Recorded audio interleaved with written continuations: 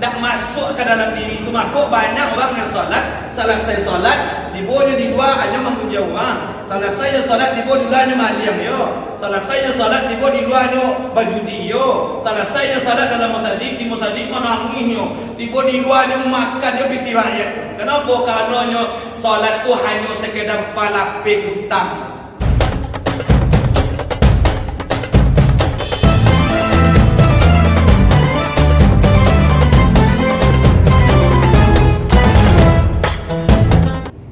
Assalamualaikum warahmatullahi wabarakatuh.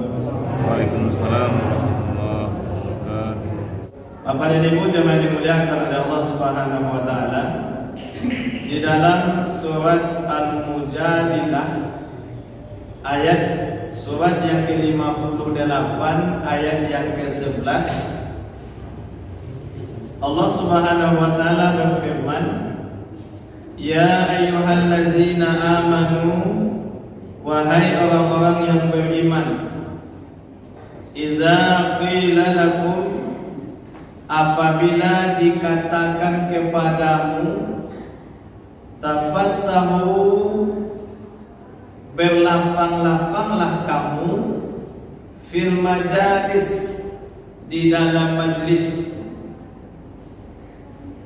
Fafsahu, kata Allah, maka lapangkanlah. Yafsahillahu lakum, Allah akan melapangkan untukmu. Wa idza qila syuzu, dan apabila dikatakan kepadamu berdiri, fansyuzu, maka berdirilah. Yarfa'illahu allazina amanu minkum, Allah mengangkat derajat orang-orang yang berilmu di antaramu. Wallazina utul ilma darajat, dan orang-orang yang memiliki ilmu beberapa derajat. Wallahu bima ta'maluna khabir, dan Allah Maha mengetahui apa yang kamu lakukan.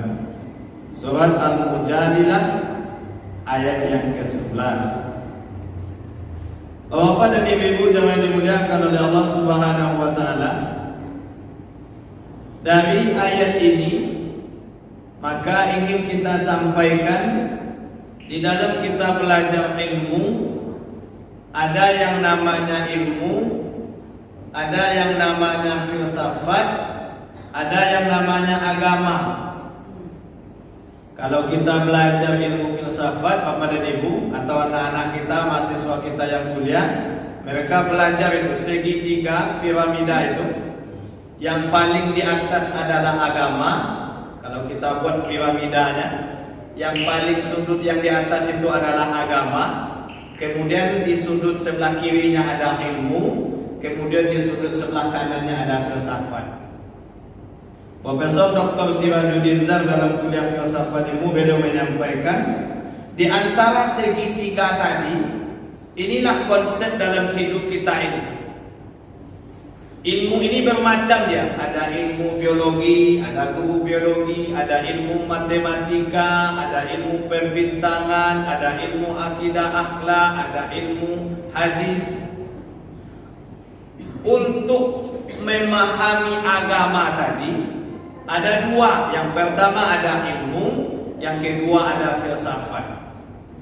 Kita mungkin tidak menjelaskan secara rinci, tapi secara bahasa yang sederhana, hidup kita ini mesti beragama.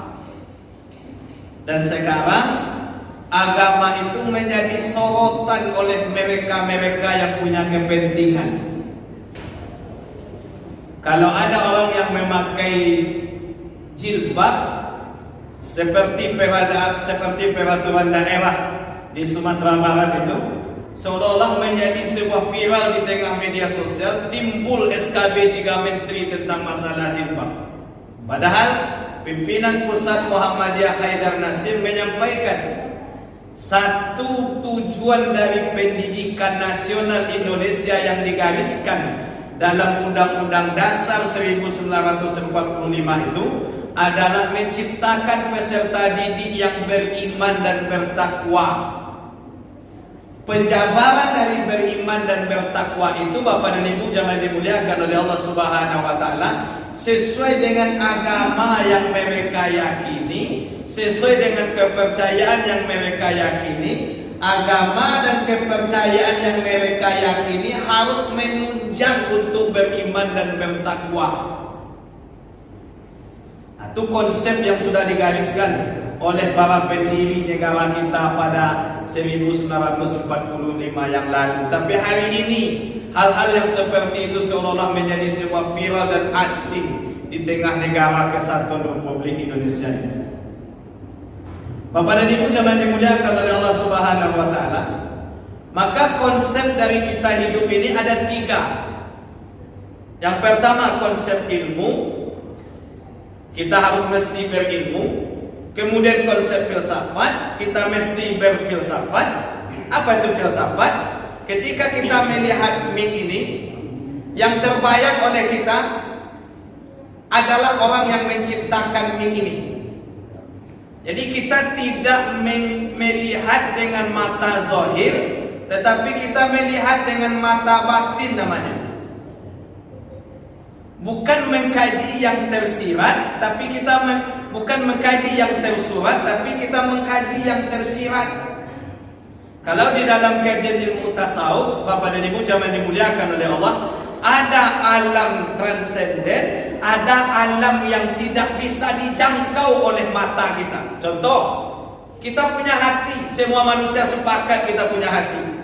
Tetapi hati itu dia tidak bisa dilihat oleh mata kita hari ini. Tapi dia ada. Bahkan ada alat yang canggih untuk melihat itu sendiri.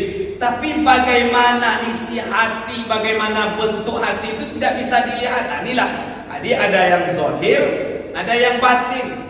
Kalau dalam kajian ilmu ulumul Quran itu ada ayat yang tercipta alam jagat raya ini adalah ayat Allah. Ada ayat yang terucap oleh Allah Subhanahu wa taala, itu adalah Al-Qur'an. Dan kita sebagai umat Islam mesti paham dengan konsep-konsep yang seperti itu. Sehingga kalau kita tahawat di Minang menyampaikan alun takile lah takalam. Takile ikan dalam air tahu jantan batinonya.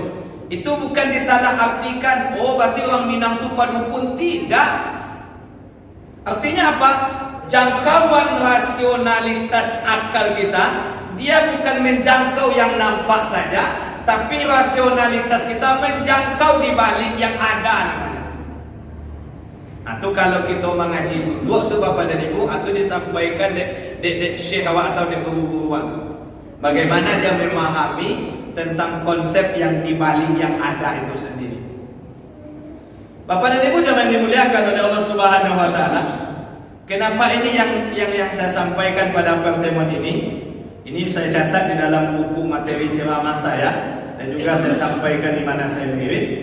Ada ilmu, ada filsafat, ada agama. Itu adalah alat bagi kita. Ada alatnya ilmu. Untuk membuat mik ini ada alatnya. Kemudian untuk mengetahui bagaimana mik ini, tentu ada orang yang menciptakan alat ini.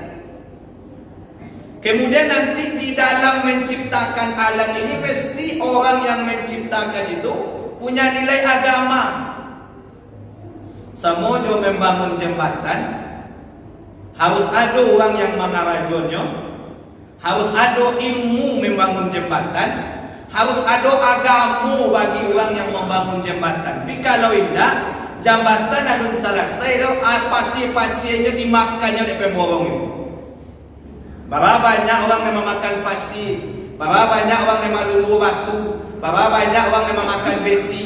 Anu selesai proyek pemerintah itu dah piti labi untuk itu, tapi bahan-bahannya lah dimakan. Kenapa? Kalau tidak ada agama bagi orang yang membangun tadi itu. Kalau dalam kita belajar Bapak dan Ibu, ada akal, ada hati, atau akhlak, ada tingkah laku.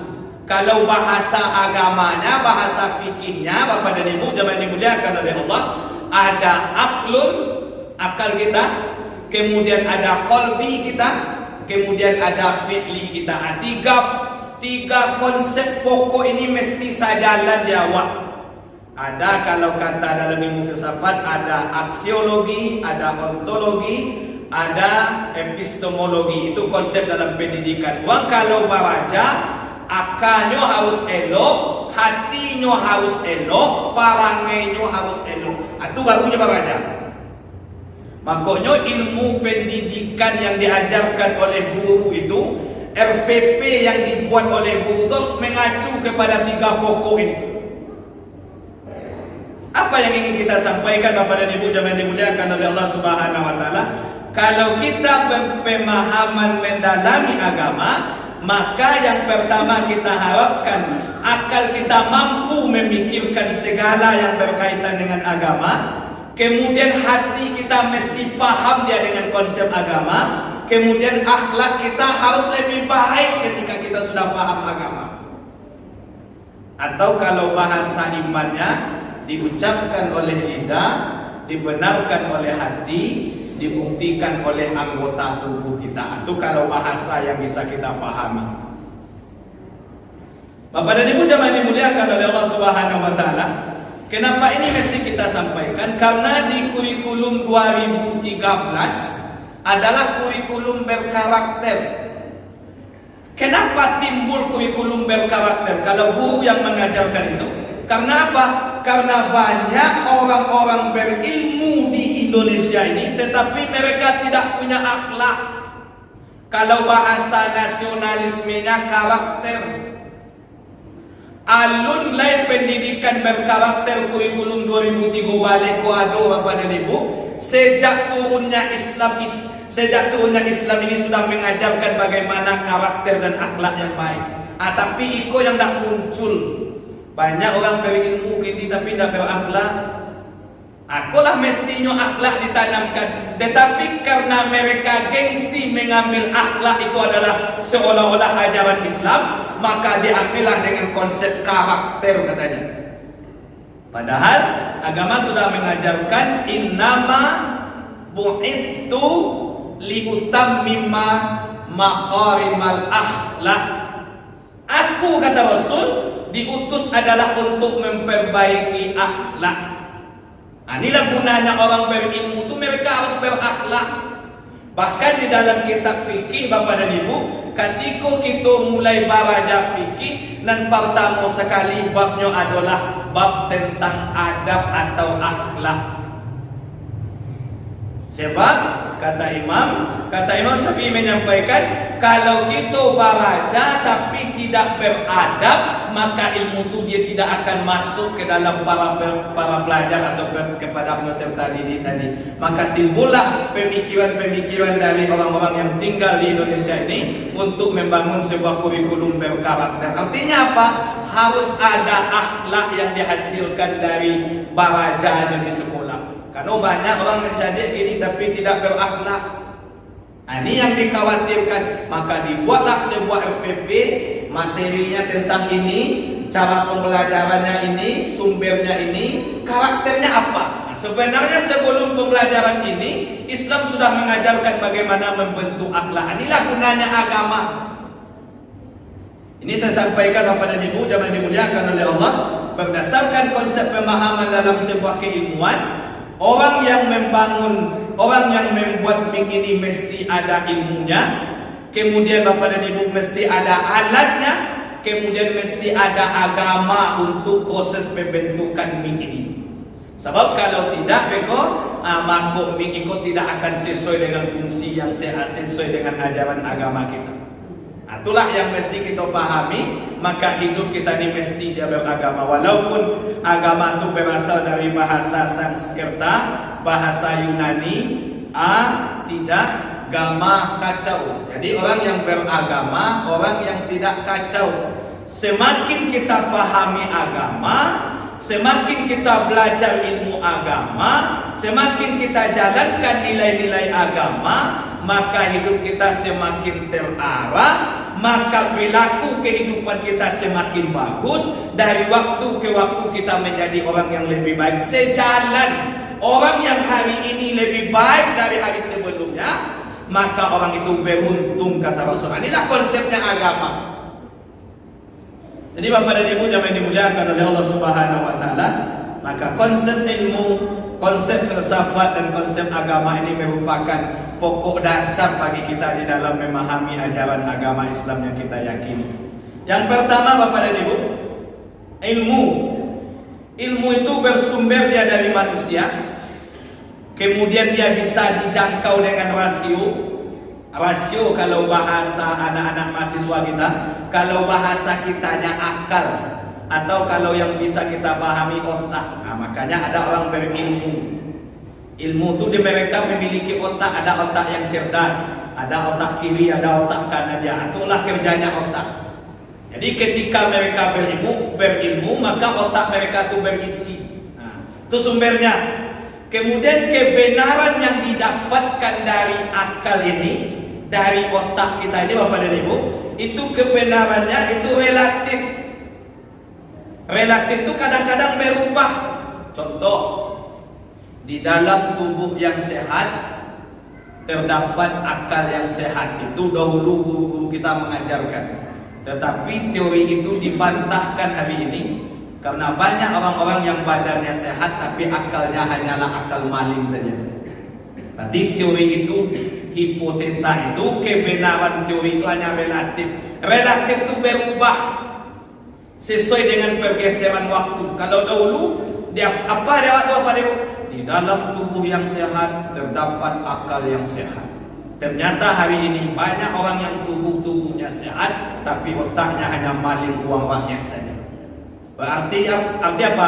Teori itu dibantahkan karena ada pergeseran nilai-nilai yang timbul dengan kondisi perubahan waktu yang ada. Maka kebenaran ilmu itu dia bersifat relatif. Kemudian ilmu tadi yang disampaikan tadi itu bisa dibuktikan. Contoh, saya menyampaikan air minum ini mungkin kalau sebuah air teh ini manis. Bagaimana ilmu kita mengatakan teh ini manis? Dicoba. Ma adraka syai'an bizzuk, kata ilmu tasawuf, kata ahli tasawuf, untuk merasakan segala sesuatu itu dengan rasa. Apa deh yo lado yo ampe 8.000 lado sekilo atau indah. Adi cubo lado tu dulu yo pade atau indah. Itu namanya dirasakan. Kalau kata ahli tasawuf, ma adraka syai'an bizzuk. Rasonyo nikmat awak ibadah di keheningan malam tak bisa dicari tono di maksud. Atau makoknya di ujung lidah aku Bapak dan Ibu itu untuk perasa. Atau makoknya lidahku mesti yang lidah yang punya masing-masing kita, yang punya masing-masing lidahku hanya punya fungsi. Ada bagian muka, ada bagian belakang tengah, ada bagian belakang. Atau lidah mesti lidah ni kita jaga. Salamatul insan bihifzil lisan. Selamatnya manusia kalau dia pandai memelihara 3 komponen lidah tadi. Kadang-kadang lidahnya asam, kadang-kadang lidahnya asin, kadang-kadang lidahnya ini manis. Nah, ini apa lagi? Kadang-kadang manjalang peminum. Itu lidah-lidah yang manis itu banyak kepada itu. Ampe tahun atau ampe tahun sabalai bulan kemuku, itu kadang-kadang dan manis tadi hilangnya. Maka ini mesti kita sampaikan, Bapak dan Ibu jangan dimuliakan oleh Allah. Maka mesti kita pahami, bisa kita rasakan. Kalau nyo bersumber dari ilmu, inyo bisa dibuktikan.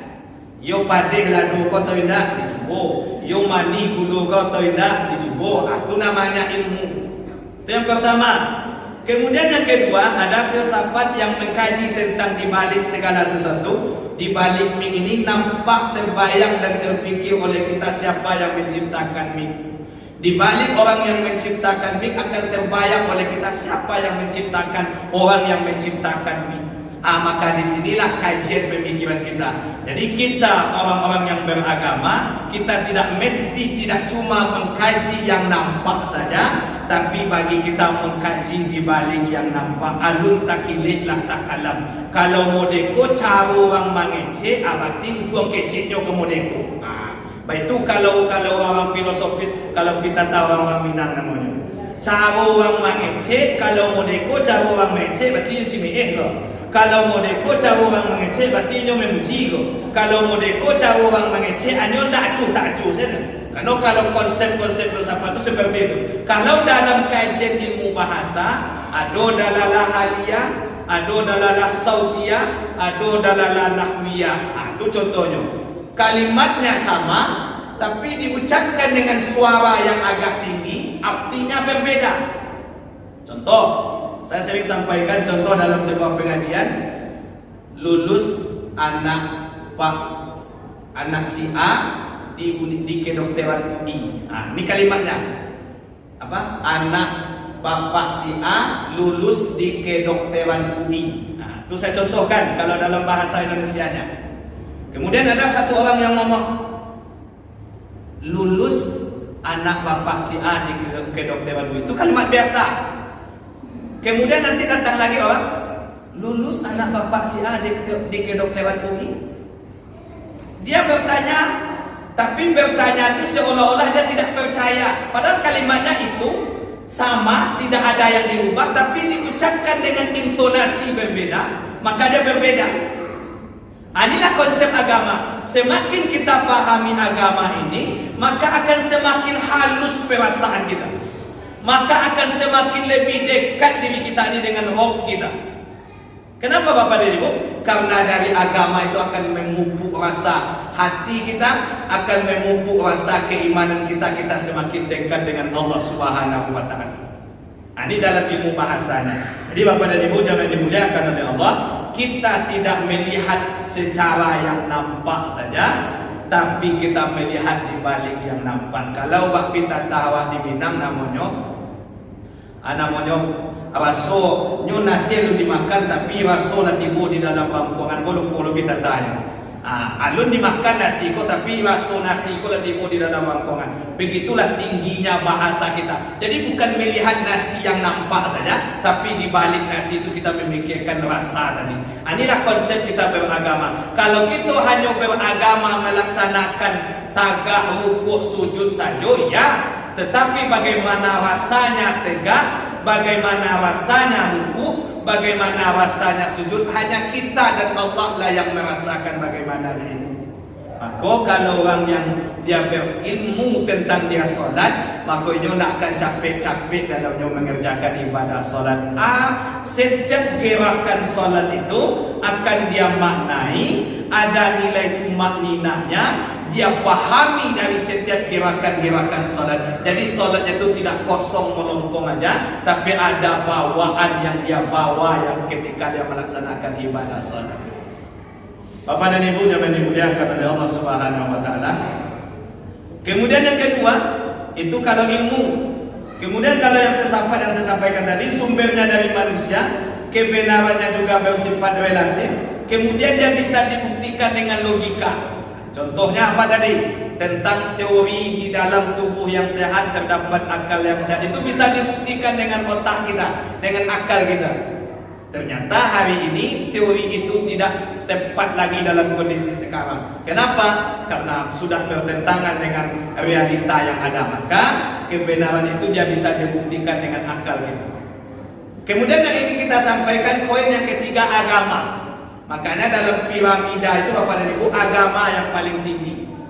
Maka selalu kita sampaikan, siapapun kita berilmu, kita tolong agama Allah. Kita berpangkat, kita tolong agama Allah. Ini yang selalu didengungkan oleh Ustaz Abdul Somad. Seorang lurah, seorang camat, seorang bupati, seorang gubernur, seorang ketua MUI, dia tolong agama Allah itu dengan kekuasaan dan dengan ilmunya.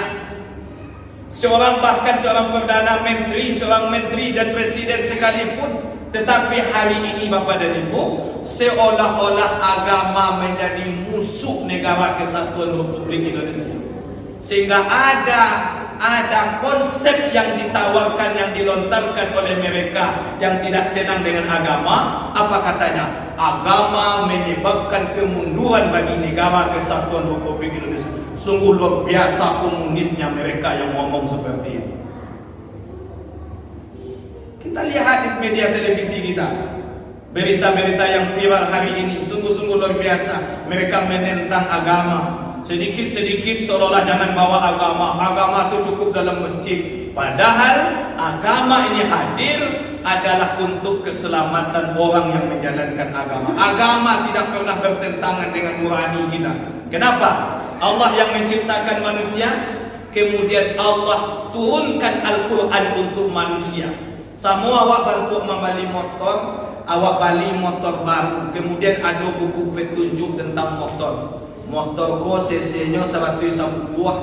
Kalau bahan bakarnya bensin, kecepatan ini, kemudian kalau dia sudah sampai sekian kilometer mesti diservis. Itu di dalam buku petunjuk. Itu mesti kita ikuti. Bahkan SOP itu mesti kita jalankan. Tentu buku petunjuk tentang motor A ini cocok dengan motor A. Kita namakan motor Honda Beat misalnya. Dan motor Honda Beat ini buku petunjuknya jangan kita pakai motor Yamaha Fiction. Kenapa? Karena dia berbeda. Kalau motor Honda Beat ini kita isi dengan bensin, kalau motor yang lain mungkin kita isi dengan solar, atau mobil yang lain kita isi dengan solar, dia karena itu bahan bakarnya. Tapi kalau Honda Beat diisi dengan solar, tidak jalan Honda aku jago. Kenapa? Karena ada sumber bahan bakarnya.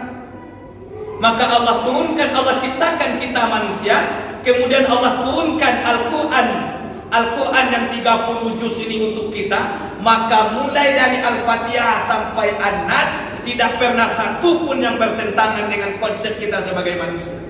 Cuma kadang-kadang dia awak saja dan mencari alasan untuk tidak ingin sama dengan Al-Quran. Itu kan dah awak do Nabi Ustaz. Kan karena ada juga konsep orang seperti itu. Bapak dan Ibu jangan dimuliakan oleh Allah Subhanahu wa taala. Kemudian yang ketiga ada agama. Ada ilmu, ada filsafat, kemudian ada agama. Agama ini adalah semuanya muara dari konsep ilmu, semuanya muara dari kajian filsafat. Orang yang berilmu kalau agamanya dia akan sampai kepada Tuhannya. Kalau dalam bahasa filsafat Tuhan, kalau dalam bahasa Islamnya Allah. Bapak dan Ibu jangan dimuliakan oleh Allah. Orang yang berilmu, ilmunya tadi akan sampai dia kepada Tuhannya, kepada Allah. Maka tidak ada perbedaan antara ilmu agama dengan ilmu umum.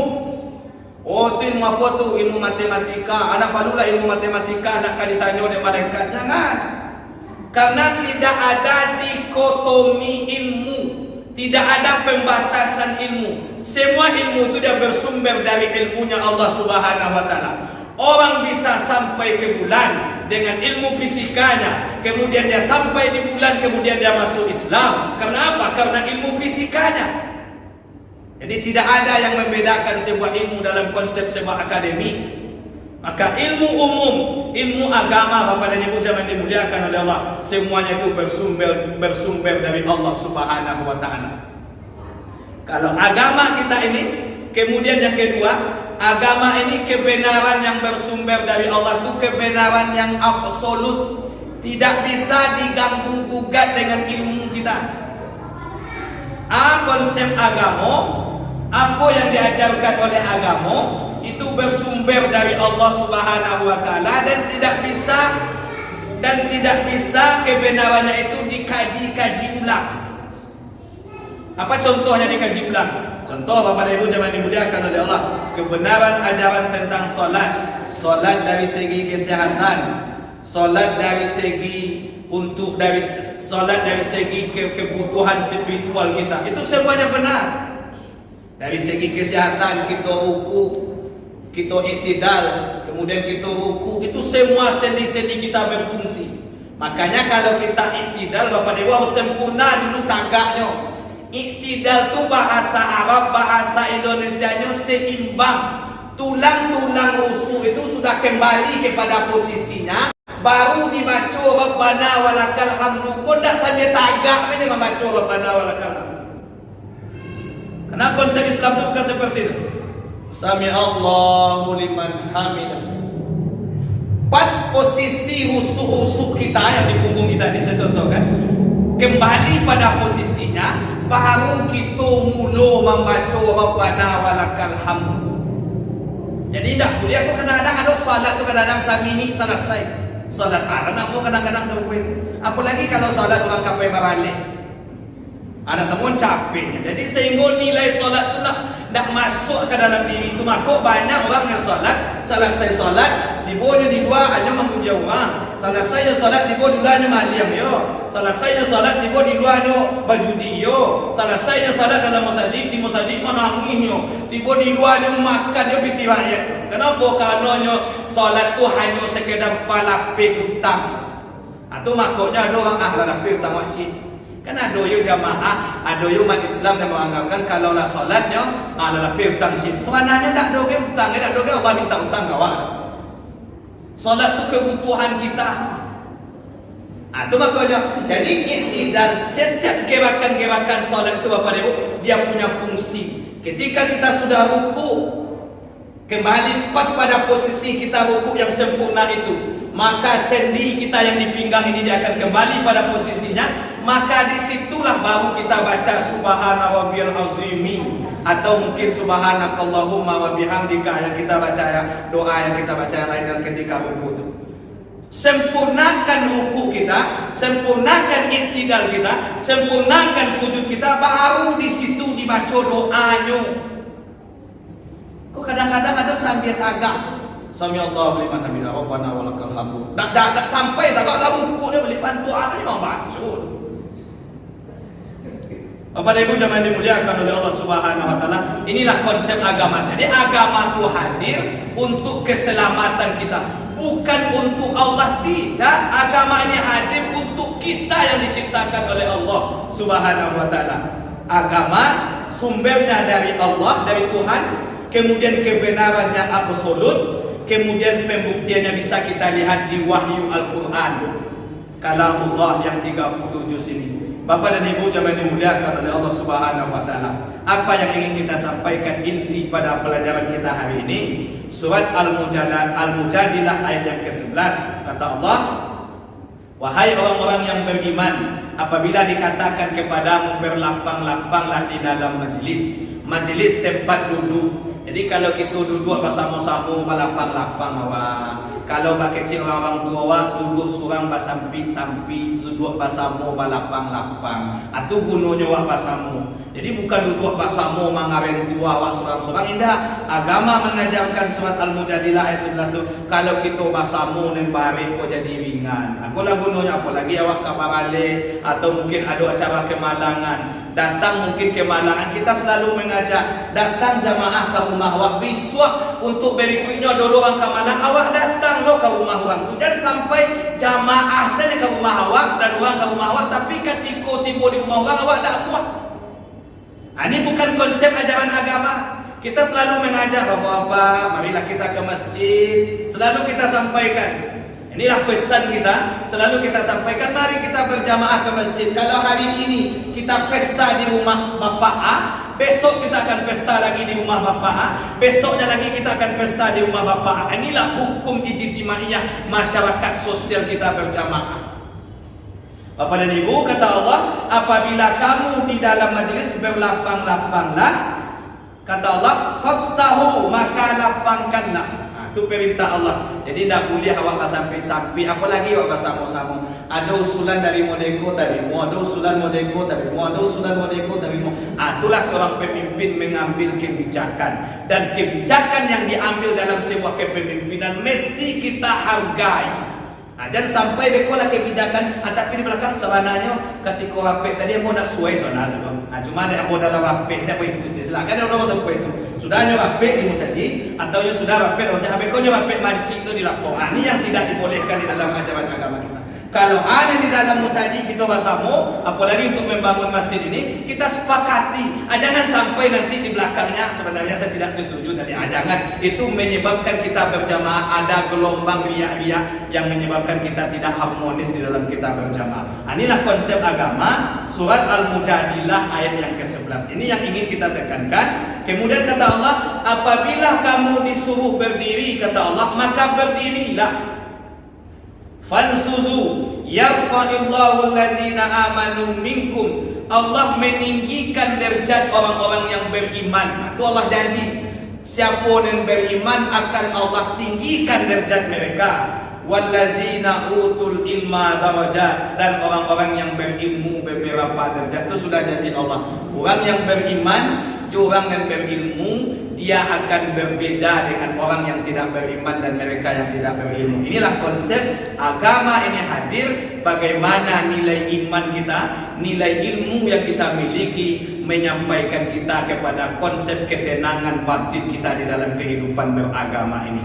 Agama ini hadir bukan untuk menyusahkan kita, tetapi agama ini hadir untuk memberikan keselamatan kita di dalam hidup berjamaah, di dalam kita hidup berkeluarga, di dalam kita hidup bermasyarakat. Semakin kita jalankan nilai-nilai agama kita hari ini Bapak dan Ibu, maka semakin akan lapanglah hati kita, maka akan semakin terbukalah wawasan intelektual kita melihat konsep-konsep agama demi kemaslahatan umat kita hari ini. Mudah-mudahan Bapak-bapak dan Ibu, apa yang kita sampaikan intinya dari pengajian kita pada malam hari ini, orang-orang yang beriman dan orang-orang yang berilmu, mereka akan sanggup berlapang-lapang hatinya di dalam sebuah tempat untuk mencari kemuliaan di sisi Allah, dan mereka akan meninggikan ajaran agama Allah karena iman dan ilmu mereka. Mudah-mudahan kita yang punya iman, kita yang punya ilmu pemerintahan, ilmu agama, ilmu politik, ilmu apapun yang kita miliki, mudah-mudahan ilmu itu mampu menjadikan kita berdiri di atas kaki kita sendiri untuk menampakkan bahwasanya Islam itu adalah agama rahmatan lil alamin. Bukan agama yang saling menyalahkan, bukan agama yang saling menyudutkan, bukan agama yang saling memojokkan seseorang di dalam sebuah kelompok tertentu. Mudah-mudahan ini menjadi sebuah tambahan pengetahuan bagi kita. Sekiranya ada salah dan janggalnya kepada Bapak dan Ibu, saya mohon maaf. Kepada Allah saya minta ampun. Astagfirullahaladzim wa atubu ilaih. Wabillahi taufiq hidayah. Assalamualaikum warahmatullahi wabarakatuh.